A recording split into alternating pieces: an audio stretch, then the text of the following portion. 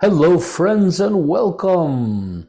This is our SBT Sunday teachings. Once again, we're between programs, so we usually just have some light Sunday teachings between programs. My name, of course, is Venerable Tarpa.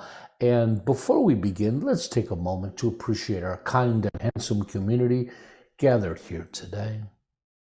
Today, I feel fortunate to sit as a member of this kind community in the safety and security of like-minded friends, sharing this present moment with others dedicated to the cultivation of goodness.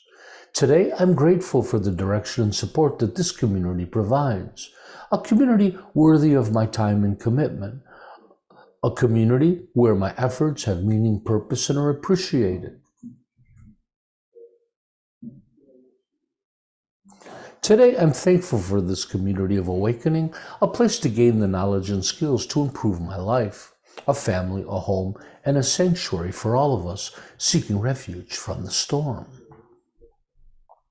And let's remember, as conscientious practitioners, we must recognize our responsibility to the world, to strive to live skillfully while helping others to do the same, to strive to live in balance and harmony with nature and others, to strive to gain mastery over our minds and embody our true benevolent nature, to expand our hearts and minds, transcending our shared human limitations, to not intentionally harm sentient life or our planet, and to maturely accept and embrace the reality of our situation while striving to improve it. Again, welcome to our Sunday teachings. Today we'll be studying preparing for death in Buddhism. And so I think what we're going to do is let's do a little talk and then I'll post some things online for us. So as I mentioned previously, one of our dear Sangha members, Keith Clanton, or we know him as Tenzin Powell, passed away this week, and it was sad, and it made a lot of us contemplate our own lives and death, and so we had a lot of requests for a teaching on preparing for the dying process. As a secular Buddhist group, our members have different views on the death process. Of course, we all know that in traditional Buddhism, they assert the idea of rebirth. However, a lot of secular Buddhist groups don't assert it, and many secular Buddhists don't have a belief in rebirth, including Stephen Batchelor and his Sangha. But what I find is that I think there's more secular Buddhists that share a belief in rebirth, maybe a loose one. So it's important to begin with that we respect the views of everyone, and because of the fact simply none of us know the answer. None of us know if there's rebirth or not. Myself, I like to remain agnostic and open about it. But with that said, I do share a belief. Currently, I do have a belief in rebirth. My belief is a loose one. I kind of look at it like out of the many theories of what happens when we pass away from going to heaven and these others, I always think the idea of rebirth is a pretty fair one. So I have a loose belief in it, but in SBT, we make a strong distinction between knowing and believing. We understand the difference.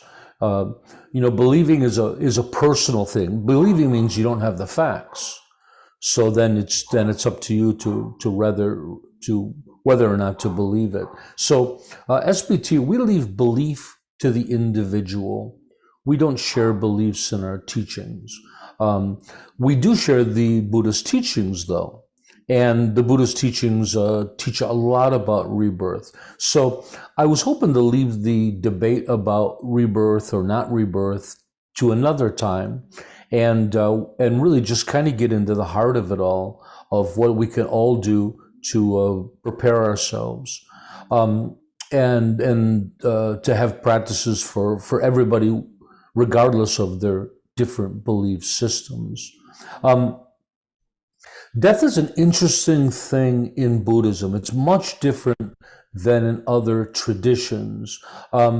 First of all, Buddhism implies that at the death process, at the moment of death, it allows us the greatest opportunity to reach awakening within our lifetimes. That through the death process, if you know the process and you're prepared for it, you can achieve great levels of awakening within that, and or having a great rebirth. You can increase the likelihood that you'll have a good rebirth. And so for Buddhists, our lives are always leading up to that day. Every day of our lives, we're practicing and preparing ourselves for that day. In Buddhism, death is the big event of your lifetime. And now that's kind of at odds with a lot of the ways we look at life. I think, in a regular Western way, we look at life, maybe the peak of life is our wedding, or maybe even retirement at 60. But at that point, life just goes downhill from there. And we try to enjoy ourselves. But in a lot of ways, in the West, people just wait to die. They occupy themselves, they watch television, and they just wait for the reaper to come and take them away. I've mentioned before that I've worked in hospice across America extensively for, I think, more than 10 years. And I had a really good education of the dying process. This is something that's a lot of Buddhists do. I recommend it highly. Hospice is working with the actively dying. People that have 6 months left to live can be admitted in the hospice, and hospice helps people to die with dignity. But at most of the hospices across the world, you can volunteer, and that's what I did. I was a volunteer. The greatest thing is you go into the program and they give you a great training for 6 weeks or so. They teach you everything you need to know about the death process. And so you get an enormous education. And that education itself frees you from your own death. After going through hospice, I no longer have any fear of my own passing. And like all things, the antidote to fear is understanding, right? So when we understand the death process, we free ourselves to live really good, conscious lives. So in Buddhism, life is leading up to that last day, the last day of our lives. And in the Tibetan tradition, they would take it to extremes where there's stories of people that seem to know their time was coming, and they throw a big party, and they say, okay, April 27th, we're having a big party, I'm dying. And the stories go that they actually, pass away, but they have these big parties and they celebrate their own death. So there's some advantages to this. Again, for most people who get very close to death, maybe they have a year left in their lives, or their physical body is really decayed, all there is to do is to watch television and wait to die. In Buddhist traditions, it's not the case. Buddhist elderly do all kinds of practice. They're constantly trying to accumulate more merit for the death process and for their next rebirth. So when you go to see elderly Tibetans, they're all doing practices every day. They're doing mantra recitations, they're doing prayers, or reading from scriptures. And the closer they get to death, the harder they work, because they want to get as much understanding and good karma as they can leading up to the end. So it seems like a much healthier way to approach the death process than what I've seen myself in hospitals and hospice centers. And so with that said, I want to share with everybody some of the practices that I can recommend to everybody to start practicing. Buddhist practitioners as young as 20 or 30 might start a daily contemplation on death. and that's quite normal. The Buddha himself, in the Four Foundations of Mindfulness, instructs everybody to meditate on the death process and to meditate on different stages of the death process. And the Buddha went as far as advising people to go to the cremation grounds, the cemeteries, and to meditate in front of a corpse and to seek out corpses at different levels of decay, one that have been there a week, one that have been there 2 weeks, and to reflect on the dying process and to reflect on their own bodies and realize that your body as well is aging and you're going to be a corpse just like that. Some traditions took it even further, where they would do macabre practices in the cremation grounds, like sitting on corpses and meditating, or wearing, their robes were made out of the cloth of corpses, the cloth that they were buried in, things like that. In Tibetan Buddhism and Tantra, oftentimes their musical instruments are made out of human bone. The drums are made from skull caps. The konglings, or little trumpets, are made from thigh bones of human beings. And so, and with the whole idea of embracing the idea of death, I think we all know people that are just really afraid of the topic itself. When I worked with hospice, I would try to talk about my experiences with friends, and they would put their fingers in their ears and say, "Don't say that word. Don't say the word death." Like by talking about it, it's going to bring it on quicker to everybody. And I can assure you that I did this 30 years ago. I'm still alive myself after saying the word many times. So a lot of us are really afraid of the dying process. And I've had friends talk to me about it. I have friends who have a deep fear of the dying process, and it makes sense. It's the unknown, but the antidote is understanding, right? I do believe that Buddhism is unique in its presentation of the dying process. They have an old saying that Buddhists die as professionals, and meaning that we really educate ourselves, we really understand the dying process. And in a lot of Buddhist countries, like through South Asia, what's interesting is that most Buddhist cultures will have kind of split religions. Though they're Buddhist, most of the time for their everyday religious needs, they're practicing some kind of shamanistic religions, oftentimes coming from Hinduism. So Sri Lanka was a great example. They all call themselves Buddhists, but every day they're going to a temple for a deity, a local deity, and they wear amulets around their necks, and they do exorcisms and believe in possession of people. Very not Buddhist things, right? But what was funny is that these shamanistic practices were for everyday things. Buddhism was for the dying process, right? And I remember some funny quote once. It was, go to a Christian when you're born, and you go to maybe Hindus when you're living, and then you go to the Buddhists when you're passing away. So again, they say Buddhists die as professionals. And the Buddha claimed that death was his greatest teacher. And I think there's just a great truth to it, that when you really are confronted with death, it gives you great clarity into life. I think my spiritual path began shortly after the passing of my father when I was in my 20s.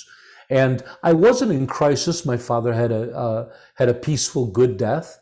But I think the death process awakens us to what is the possibilities, and we start to contemplate our own existence and things like that.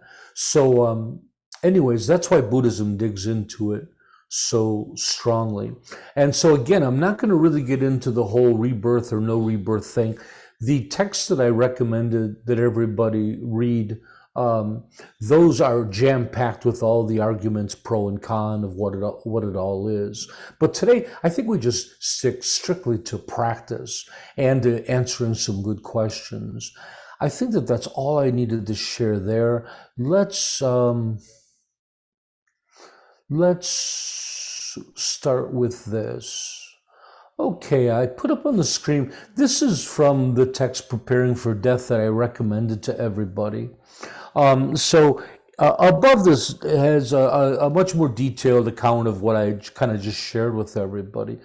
But I'd like to just go through the practice, and these are some ideas for all of us in our daily lives, whether you're passing away now or you're just preparing for it. But we should all be preparing for it. The Dalai Lama does practices for death every day. He has been since he was like 30 years old. He does them every morning. So how to live and die well. So there's 6 points here. First of all, to educate ourselves about the death process is the most important. To cultivate an acceptance of death, which comes from the education. To live a virtuous and wholesome life. To develop a daily practice of meditating on the death process. And contemplate and visualize a preferred rebirth for those who believe in rebirth. Visualizing your next rebirth is a great practice, especially during the actual death process. And number 6, study, contemplate, and meditate on the Buddha's teachings, which prepares us for our passing.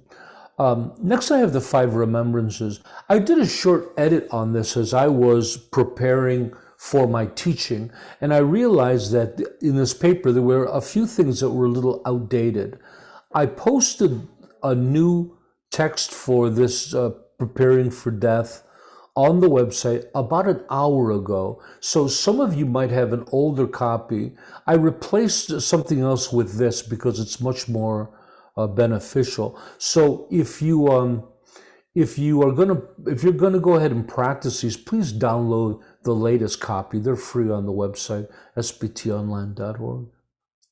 So the 5 remembrances are the daily contemplation, and it's an affirmation that you can do every morning in your morning prayers.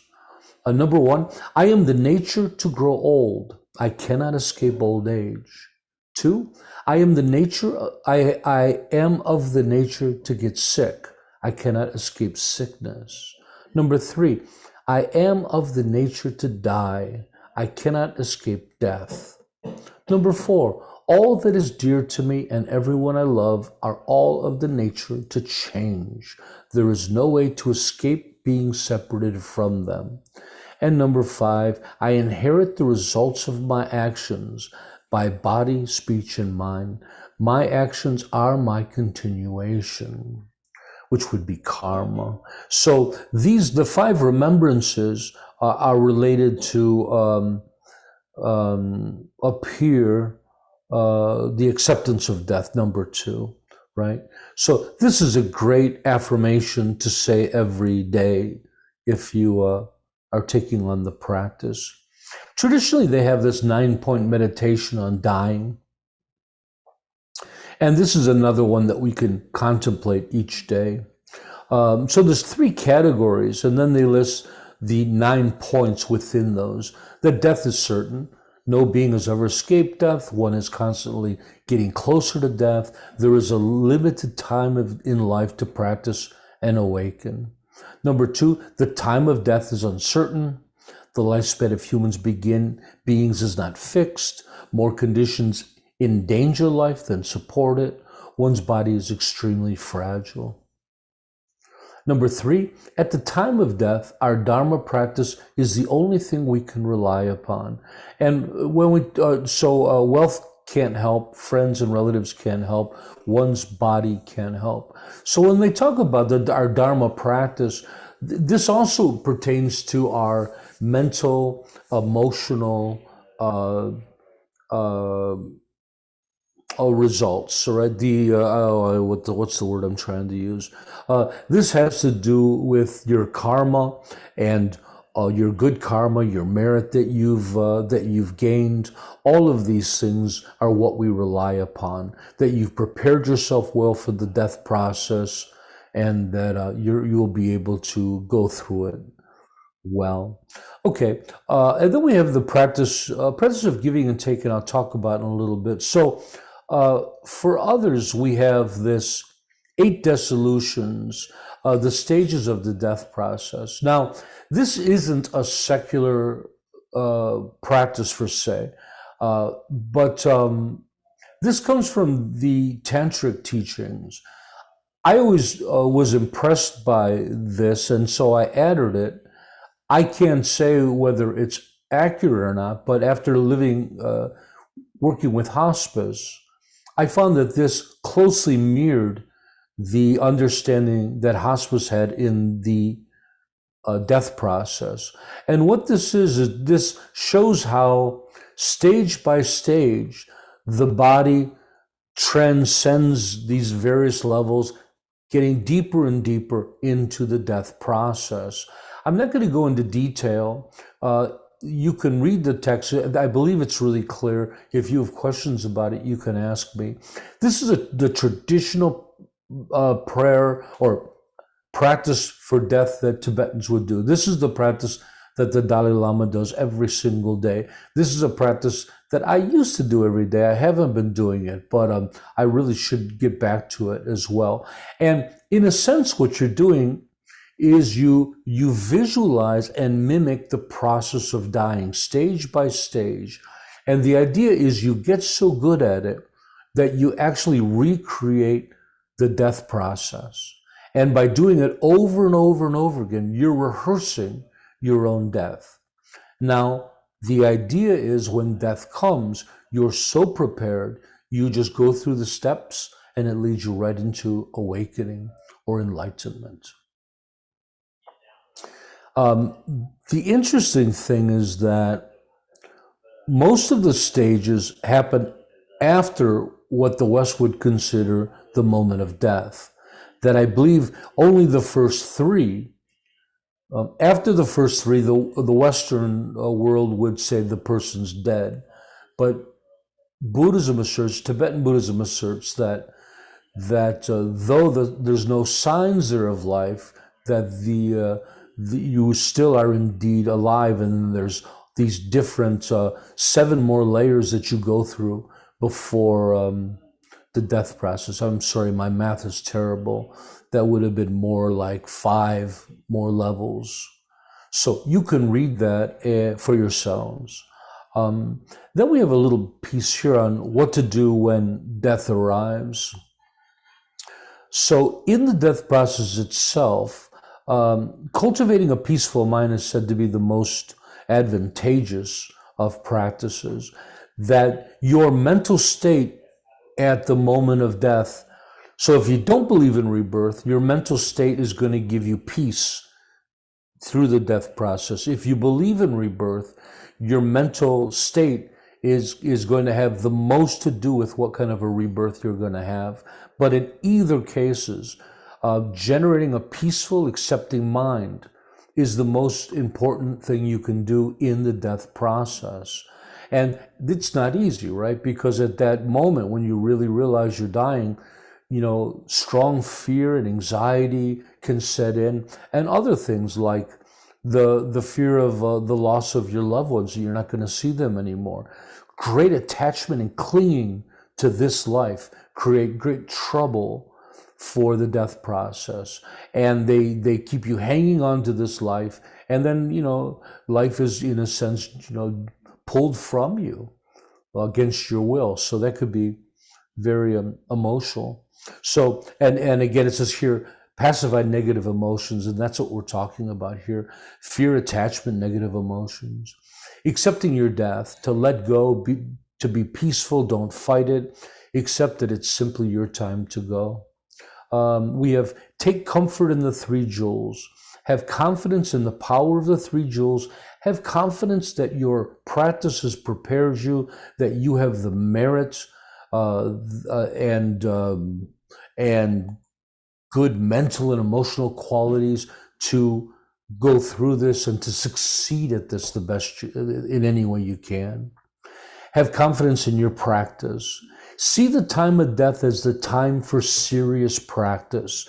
This is something that Keith did, and I was so happy. I couldn't have recommended this any stronger. Most people, when they die, one of the greatest travesties is that during the death process, it's so easy for our minds to collapse into themselves and to make it the strongest egoic experience of your entire life. Me, I am dying. I mean, it's all about that. There's just no thoughts of any other kind. And what happens is you magnify all of the problems. You magnify and exaggerate the suffering, the pain, the loss, everything.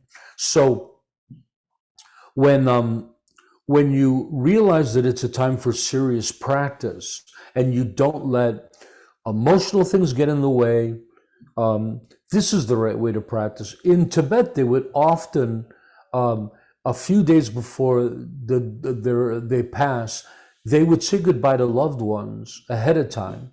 So loved ones weren't there during their death process, because that could serve as a great distraction to their practice, to have those weeping relatives. It would create a great sense of attachment to this life, which they do not want.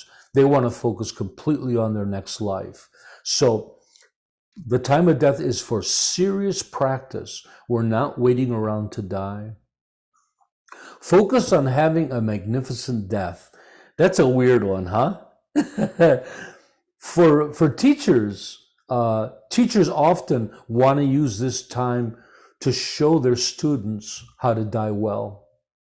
And there's great stories of masters making a big deal about their passing and making it a great time to teach and to show others how to die well and to die with dignity. And so, but it's kind of a funny thing to think about having a magnificent death, kind of like you're planning a big wedding. You plan your big end. Focus on your next life if you believe in rebirth.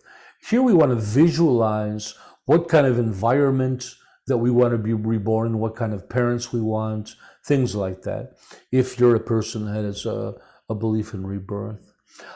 Contemplate all of your virtuous actions.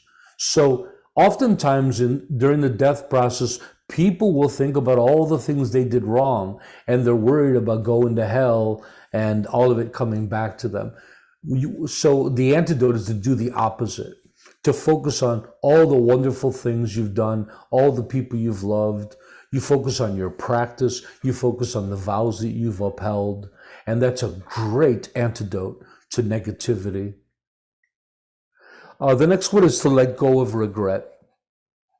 All of these things in the past that you did them out of ignorance. You did them all when you were not as wise as you are now. You want to give yourself a break. Let the past be the past, and try to let go of all those regrets. And in these passages, they go into great detail. You can read this text on your own.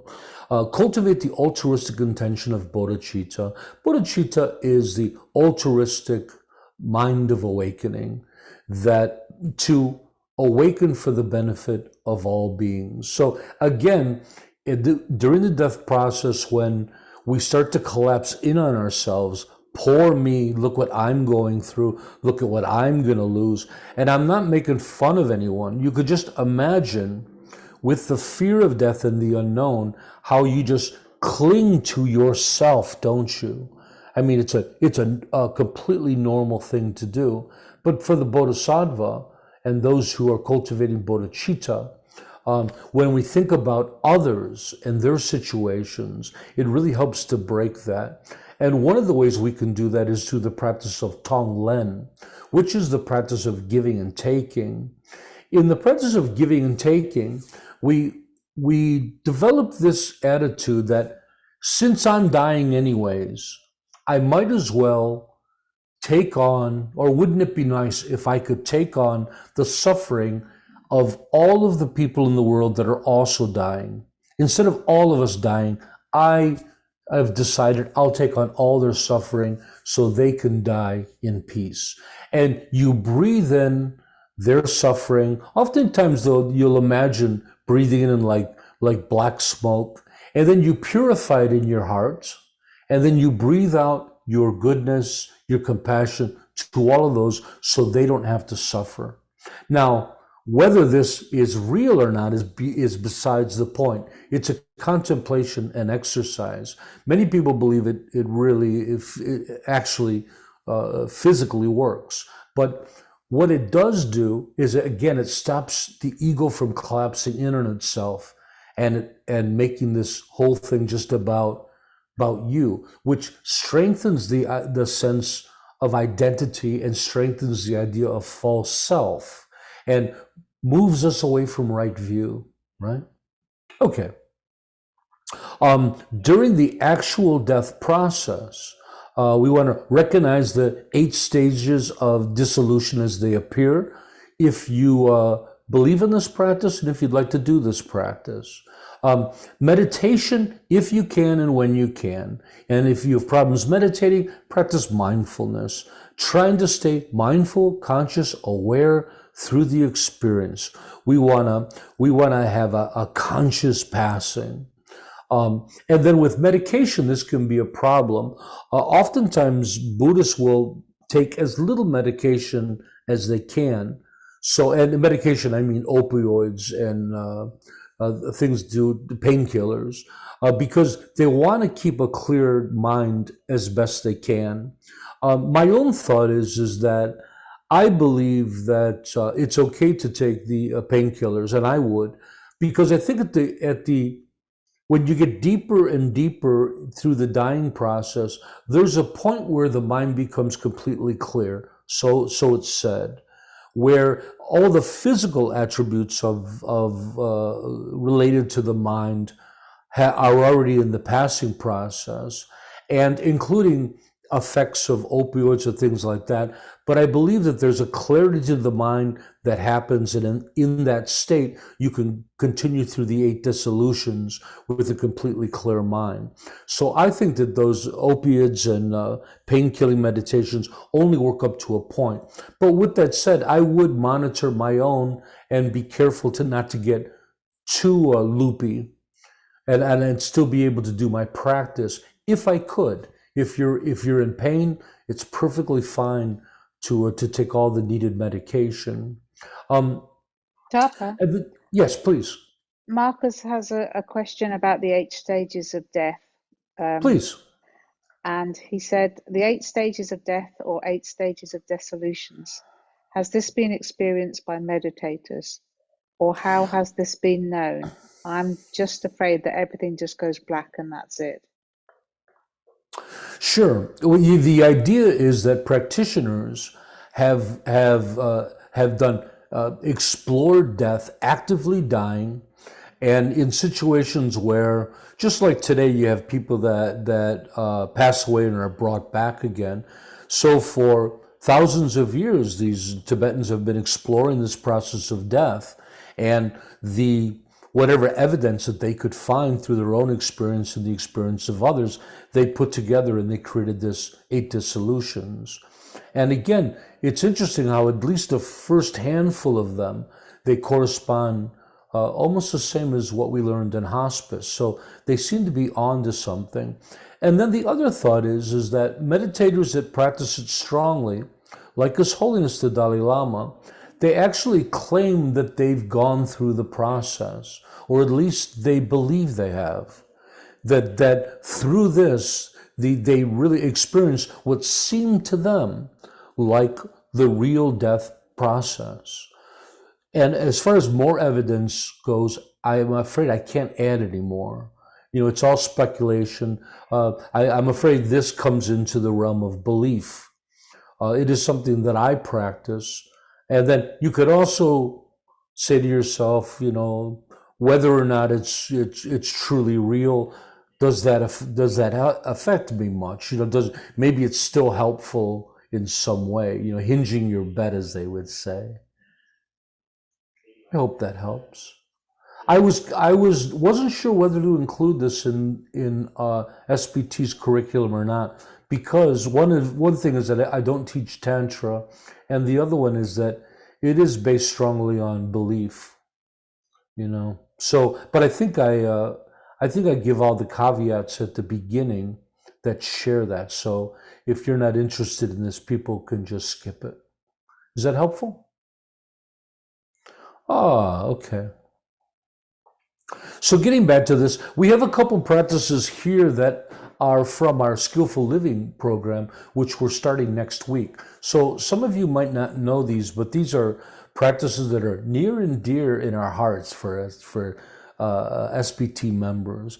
The practice of shining is something that we can do throughout the whole death process.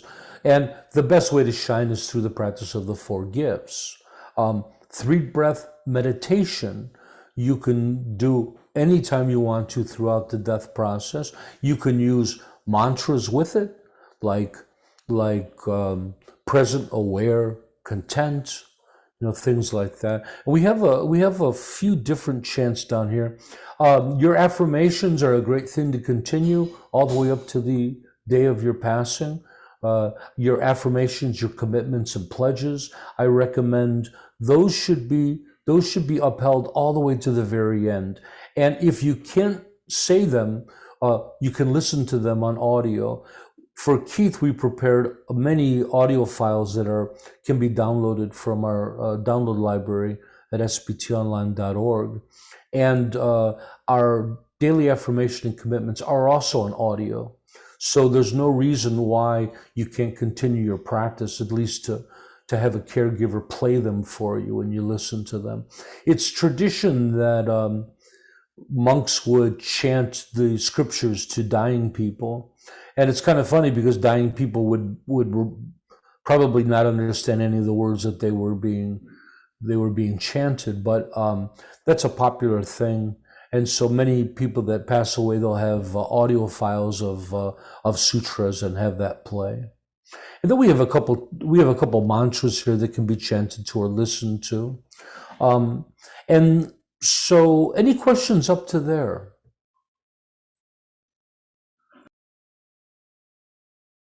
There's nothing else in the chat. Yeah, I was afraid I was moving too quickly.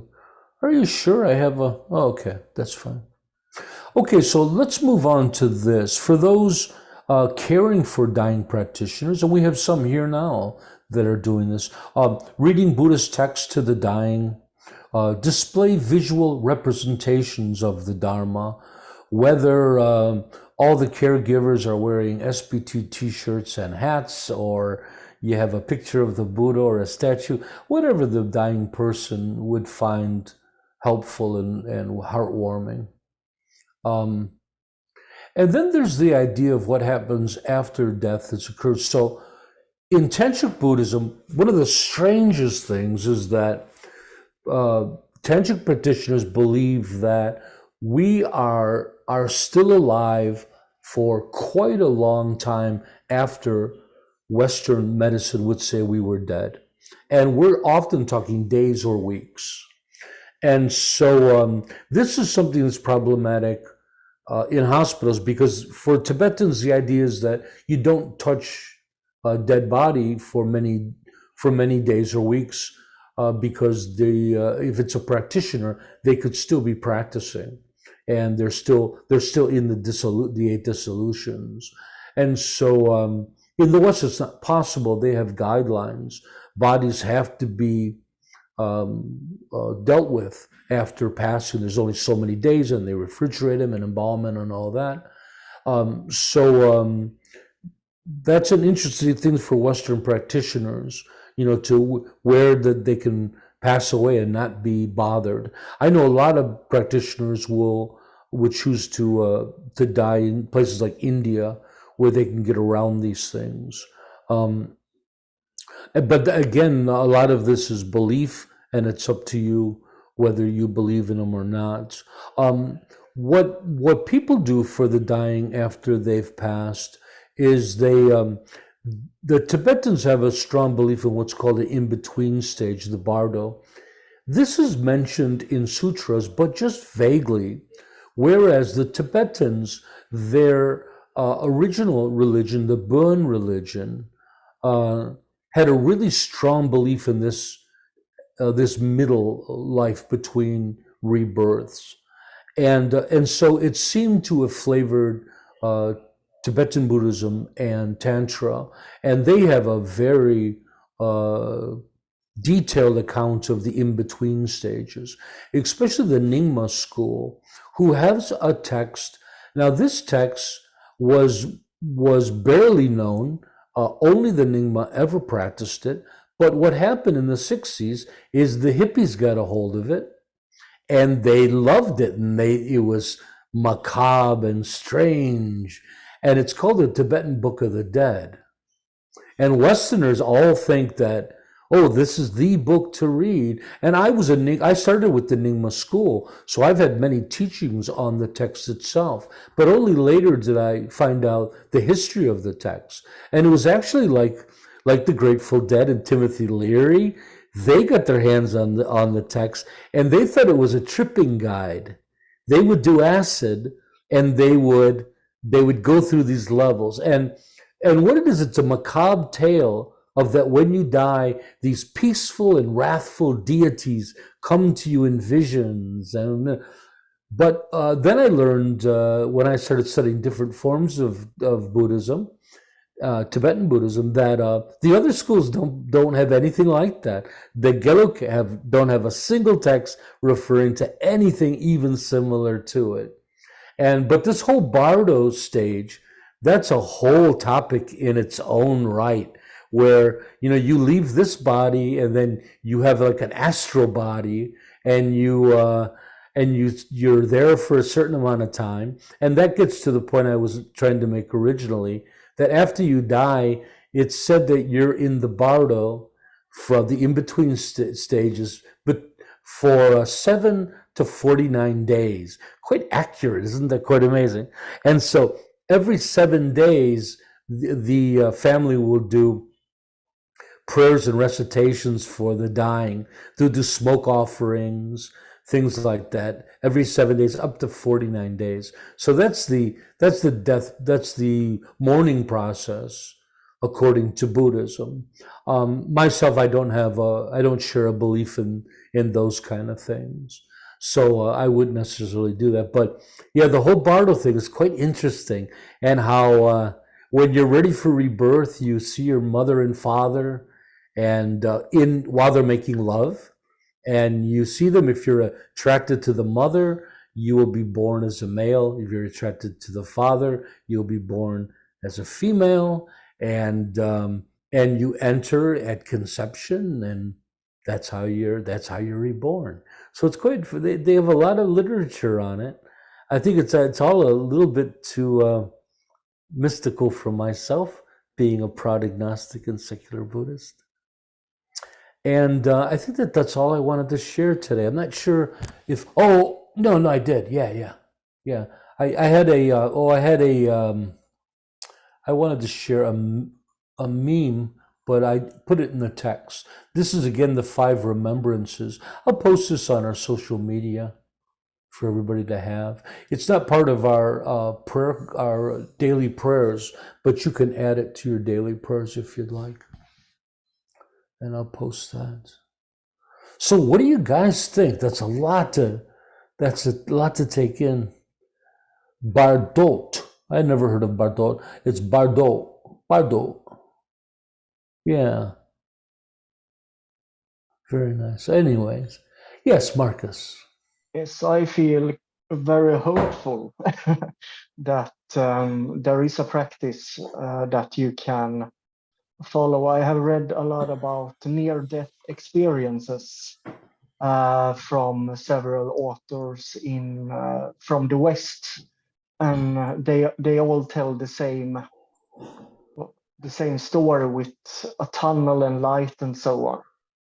And I can see that light is apparent here as well. So I just feel hopeful, and I got very happy with this teaching. Thank you very much. You're welcome. Yeah, that's a hugely popular topic these days, these near-death experiences, and more doctors are coming forth sharing their experiences. I'm skeptical just because it's healthy to be, but it's a lovely thought.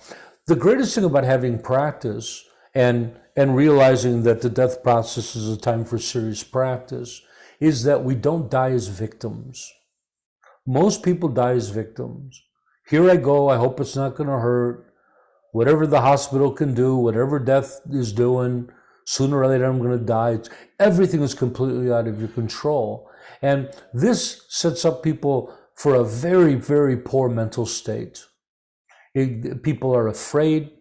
People feel there's nothing they can do. They feel powerless. Not a good state of mind to go through the death process.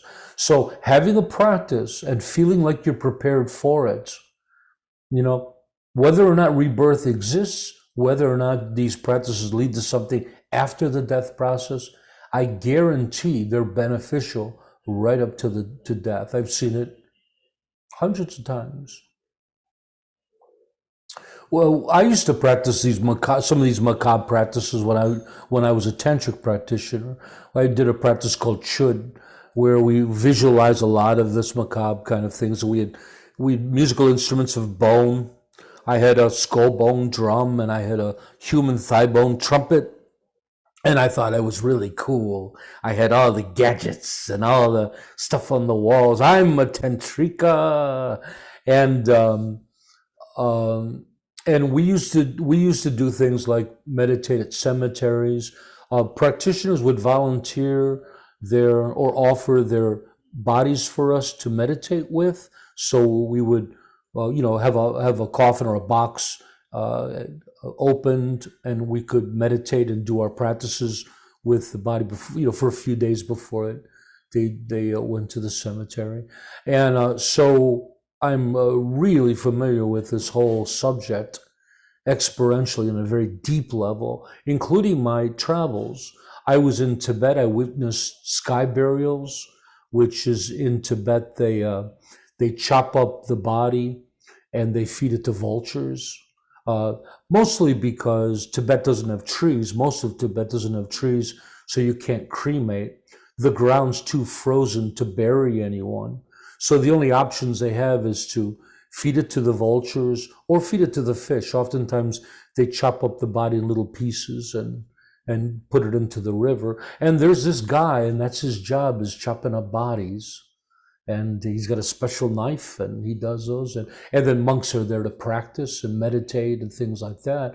And I tell you, witnessing that gives you a different insight into the death process. When you see what looks like a healthy corpse, I mean, it's not decayed, and they just start chopping it up in front of you, and these birds all gather and they start feeding all the birds. Wow, that's something to witness. Sounds terrifying. Yeah.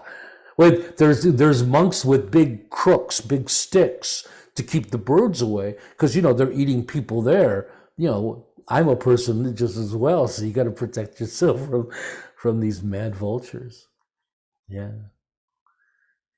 Yeah, so I've had a lot of experience in this whole thing, from 10 years of hospice to all my Buddhist studies, meditating in cemeteries and in caves and watching those vultures eat people. And it's quite something. I've witnessed many cremations in the monastery. One of my great tantric teachers passed away. They had an elaborate ceremony, and I was there to witness it. And I was there to help prepare the body and put it in the cremation thing. And then after the cremation is over and cooled, they go through the relics of the body and they look for special shaped little pearl objects from the body. They look at the skull and see if there's any auspicious symbols inside the skull, things like that.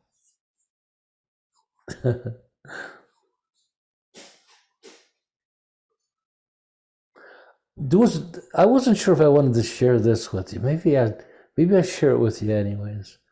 So there's this practice called Tukden, and it's what we're talking about, that after the death process, the body isn't completely dead. So I was in the monastery, and story tells that one of the masters had passed away, and they're doing rites for the body. The body is in a small meditation hut, 2 rooms, in the heat of India. It's hot. The monks are outside the building playing instruments, and the gentleman's the past master is there, and the idea is that they watch the body, and what happens is, and now whether we believe in this or not, I can only tell you my firsthand knowledge, and you know how skeptical I am of things. Anyways, the body doesn't decay. And, I worked with hospice. I know that just a day or two after the death process, an odor starts. Maybe some of you have had the experience of a dog that dies in the field or on your house. You smell it everywhere, and it's a horrendous smell. Well, this master isn't decaying. There's no smell. And they allowed me to come back and see the body whenever I wanted. I went daily, and they'd let me touch the body, and I could tell there's no rigor mortis. The body's still soft to the touch. There's no smell. The stomach's bloated. The face is blackened, but that's all. And I just keep going day after day after day. The first one I witnessed was 14 days, and still there was no smell. And in fact, towards the end, it almost started to smell good in the room. It was very strange. And then the story goes that at some point, a little blood will come from the nostril, or some semen will come from the tip of the penis, and they know that the process is over, and then they cremate the body. So that's something to see. I've witnessed it personally twice, and I was in the monastery for the third one, but I wasn't going each day to see it. The second one was Lama Nima, and that was 21 days. And so I have no explanation for it, and I don't know what's happening. I don't know if the Tibetans are right that they're practicing and they're actually in an enlightened state. But I thought I'd share that with you. Very unsecular of me. But quite fascinating, huh? And I still have pictures of my phone of Lama Nima laying there. So just something to think about. And as an agnostic, I'm open to the mystery of the universe. There's so much more going on than we know about. There's not any evidence, so we can't talk about it. But in my daily life, there's a fair amount of mystical kind of coincidences that happen that really make you in awe of the universe and how things work. So I'm open to the mystical. I'm open to the mystery, but not to the magical or mystical. Yeah. Would anybody like to share? I feel like I'm the only one talking. Taparan says he's done many autopsies and understands the physiology of death, but he's still curious about the mind in all of this. And I was going to state that there is an increasing body of evidence that I'm aware of that people who are in the dying process, if they have a positive mind state, they are generally do better on the well-being scale. They generally have a better well-being and a better and less pain. And there's also evidence that people with a positive mind state can actually live longer with the same illness as somebody that has a negative kind of fearful state. Yeah, I didn't need evidence for those. I knew those myself. Yeah, being positive is everything in life. Yeah. Oh, Ron, that's fascinating. Yeah, pretty cool. We could have been meditating during those autopsies with my drum and my bugle, scaring the heck out of the doctors. Yeah. Is anybody afraid of death? Well, you kind of do, in a way, because you're at least in hindsight, I wasn't practicing meditation back then, but it's to do a good one, you're very focused and you're in the present moment because you're making observations of what you're doing. With a lot of concentration if you're doing it right. Yeah. So, but yeah, I wish I would have been meditating at that time. I guess I can do it in my head now. Yeah. Is there anything to prepare pets for during the death process? I'm not sure we can do much for pets. Cognition-wise, there's not much we can do to change their minds. A lot of people like to do prayers and things. I think there's things you could do for yourself. If you believe in prayer, you can pray. We're a secular group, but we're also an agnostic group. And to be honest, myself, I'm agnostic about prayer. I don't have proof one way or another whether prayer works or not. I think sometimes when I'm in a desperate situation, it feels good to pray, and maybe the human mind does have an influence on others. So I'm open-minded to the idea of prayer. Just not praying to a deity. I wouldn't pray to a deity. Donna? Hi. I'm wondering about sudden death, an accident, a quick accident. What does Buddhism think about that kind of situation if one hasn't or has prepared?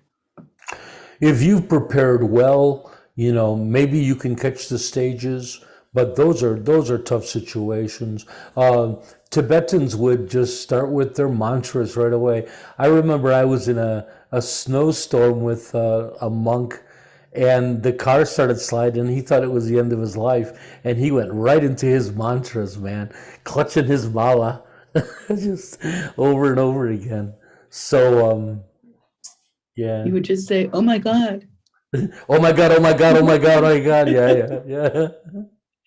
Holy, yeah. So, if you're familiar with these practices, you might be able to just pull them right out and start working with them. If it's a very quick death, there's nothing you can do about it. So, like life. Ron, did you have your hand up before? Yeah, what I was going to say is I used to think of a funny story many years ago at dinner. We were talking about something and I said, what if when you die, your last thought is your eternity?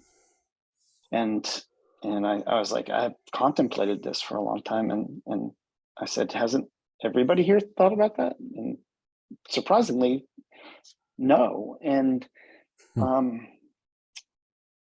somebody said, well, that's a lot of pressure. And, I just assumed deductively that we just assume the same state we were in before we were born and that it's no big deal. You just go back to nothingness. But since I started meditating, now the question is, in those last moments where your mind is actually still there at, this dissolution, what does that actually mean that your last thought may be your eternity? What does that actually mean? Well said. I don't either, Ron. That's what makes these great questions. The unknown ones are, and the Buddha wouldn't answer these questions. They talk about the Buddha's golden silence. The Buddha wouldn't answer many questions, but the traditions end up trying to answer them themselves. I think we're all going to be surprised, but pleasantly surprised. Maybe in some way. Maybe. Can always hope, right? Yeah, we can. Brian and Sharon? Yeah, it was just very interesting, the discussion tonight on preparation. I think that's something for me, which I probably not had given enough thought about. I was quite lucky to have my grandparents in my life, up until I was nearly 50. But when they had passed away, we had a couple of pets that passed away, a couple of friends, I knew of my work colleagues that passed away. And I hadn't been a religious person. There were religious, some of them were religious ceremonies in terms of, Christian. But the only thing I could think was that I hope they go off to a better place. I hope they're going off to a better life. That they have a positive memory, about them, and then still feeling a bit empty and actually not really knowing, really not knowing, because I don't believe in heaven. I don't believe, I'm agnostic, really to that. And then I've got to the point where, for me, I don't think it matters. I think it's about how I live, and it's good that tonight, listening to what we're talking about and what you're saying, that's about actually, the life living and preparing, for the death. I think what after I die, I'm dead. My mind's dead. Yeah. I feel. And I feel the same way you do. I don't know what happens after we die. I know what Buddhism says about it. I know all the theories of it, but I don't know. But I do have a belief in rebirth, meaning that that's the one I pick out of all the various theories. That one sounds pretty good, And so I feel the same way you do. And, I haven't been practicing these death meditations for a while. But the point is that I practiced them for so long in the past that I feel now prepared. So if I did get hit by a car and I was dying, that I already am prepared enough to do that, right? So that's one way to look at it, that you could just do these practices for a while and really feel like you have the practice down. So then you're prepared. So then whatever happens, you're set. Yeah. And it's interesting when people talk about close to death and operations or things like that. Some say they see the light, some say they just see blackness. And we don't, really sort of know. Some say that it's just the synapses of the brain and the chemical reactions, and we don't really sort of know. But I think some people will have that sense of comfort, that they're and we don't know, and even these experiences that people have, we don't know the origin of the experiences. In the 8 dissolutions, there is a one aspect of clear light where you do have that experience of white. Maybe that's the tunnel. Thank you, Brian. It's a mystery. Well, we woke up Rick, everybody. Sorry, Rick. You're muted. We can't hear you. Oh, that's funny. Anyways, I read this study where people kept saying in the operating room when they die, they'd say they were up by the lights and they could see the surgeons operating and heard what they said and everything. So these scientific investigators decided to put something on top of the light, like a blue dot or something like that. And nobody ever told them that they saw a blue dot up there. So I read that too. Okay. And that aspect of it isn't part of the Tibetan or the Buddhist idea. In 8 dissolutions, there's no experience of drifting up and seeing everybody. So there is quite a difference between the modern takes on near-death experience and the Tibetan one. They're not the same. Yeah. And on that note, we're getting a little bit long, so why don't we wrap up today's? Does anybody have any pressing comments they want to share that must be shared? How are you feeling about all this, David?